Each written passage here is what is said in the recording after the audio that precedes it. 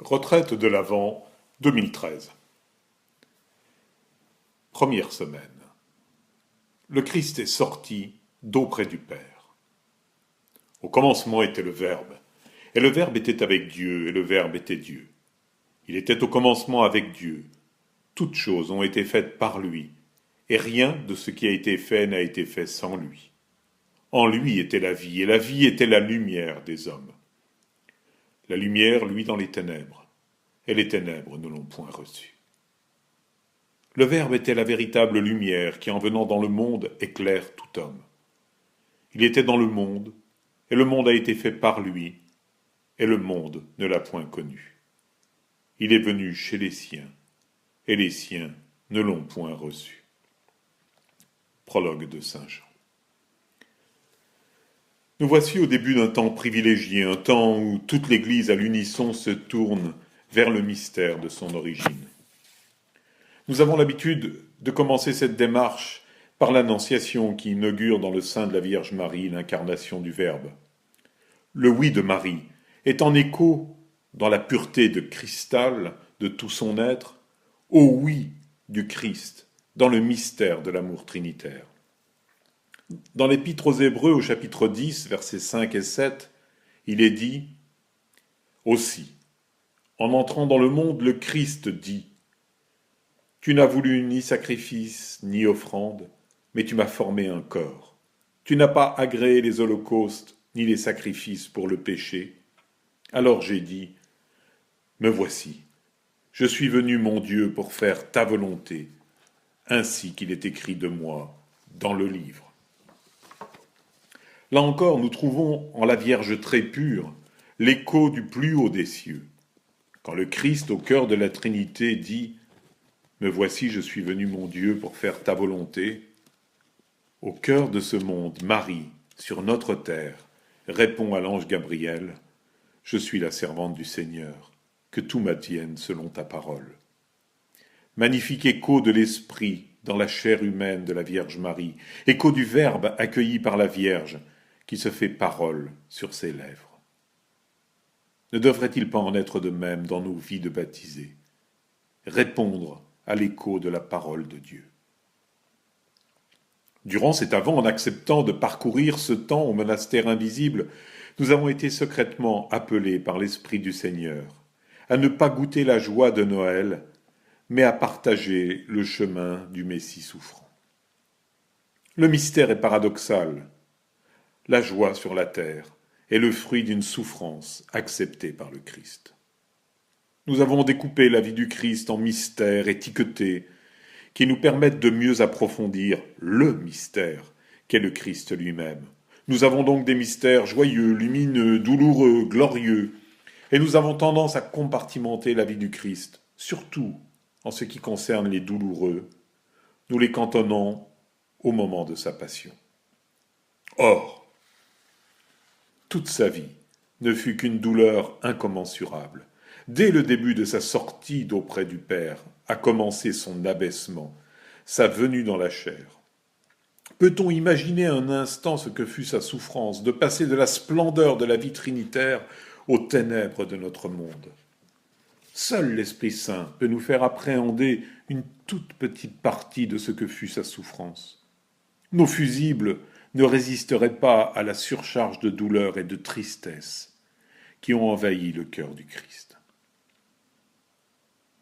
Par l'amour du cœur de notre Dieu, la lumière d'en haut vient nous visiter. Soleil levant, lumière d'en haut sur ceux de la ténèbre qui gisent dans l'ombre de la mort.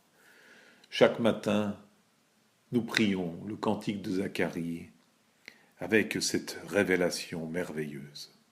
Dans Saint Luc au chapitre 1, versets 78 et 79. Or, le prologue de Jean nous introduit pudiquement à ce mystère.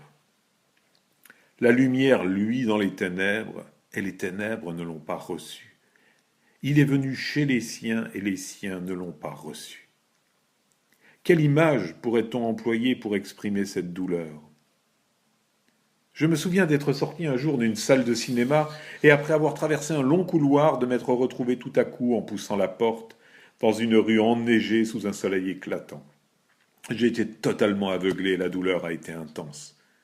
Passer des ténèbres à la lumière est extrêmement douloureux. La douleur est différente dans le sens inverse. Les yeux remplis de la lumière éclatante du soleil sur la neige, entrer dans une salle obscure, rend totalement hésitant et incapable de progresser. Quand les ouvreuses de cinéma venaient à notre rescousse pour nous placer, tout allait bien. Mais leur absence nous oblige à patienter de longues minutes pour que nos yeux s'habituent. Quitter la plénitude de la vie trinitaire, portée par l'amour immense du cœur de notre Dieu, et ne pas être accueilli, reçu par les siens, est une douleur immense, de la taille de l'immensité de l'amour, bien qu'inférieure, car le refus ne peut être équivalent au don. La lumière reste lumière, même dans les ténèbres. Seules les ténèbres sont en danger et résistent. Mystère du mal et source de souffrance du cœur de Dieu en Jésus-Christ. Mystère pressenti par François d'Assise, partagé par les saints et notamment notre petite Thérèse de Lisieux. L'amour n'est pas aimé. Pourquoi les siens ne l'ont pas reçu? Ce mystère du rejet de l'incarnation du Verbe de Dieu se trouve éclairé par deux paroles. L'une éclaire l'action du Verbe, de la parole de Dieu lorsqu'elle est présente, et l'autre, la réaction de l'homme lorsqu'il est en présence de cette parole. Les caractéristiques de la parole de Dieu sont énoncées dans l'Écriture.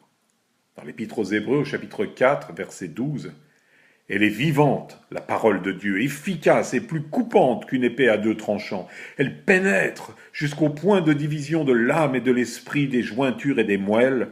Elle juge les intentions et les pensées du cœur. »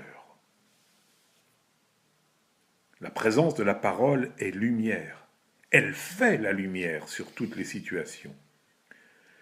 Ceux qui vivent de et par cette lumière sont gênants pour le monde. J'ai connu un homme qui, par sa simple présence, indisposait grand nombre de personnes qui se sentaient jugées. Lui, pourtant, ne portait aucun jugement. En réalité, ce sont les personnes elles-mêmes qui, au contact de la lumière, croyaient le fond de leur cœur dévoilé. Ainsi se réalise encore aujourd'hui dans la vie des disciples du Christ ce que le Christ lui-même a vécu lorsqu'il dit, dans Saint Jean au chapitre 3, versets 19 et 20, « La lumière est venue dans le monde, et les hommes ont préféré les ténèbres à la lumière, parce que leurs œuvres étaient mauvaises. Celui qui fait le mal déteste la lumière. Il ne vient pas à la lumière, de peur que ses œuvres soient dénoncées. » En cette première étape du temps de l'Avent, gardons bien les yeux fixés sur le but à atteindre. Découvrir et accueillir l'amour infini du Christ pour nous, afin d'être des témoins vivants de son amour. Par quels moyens?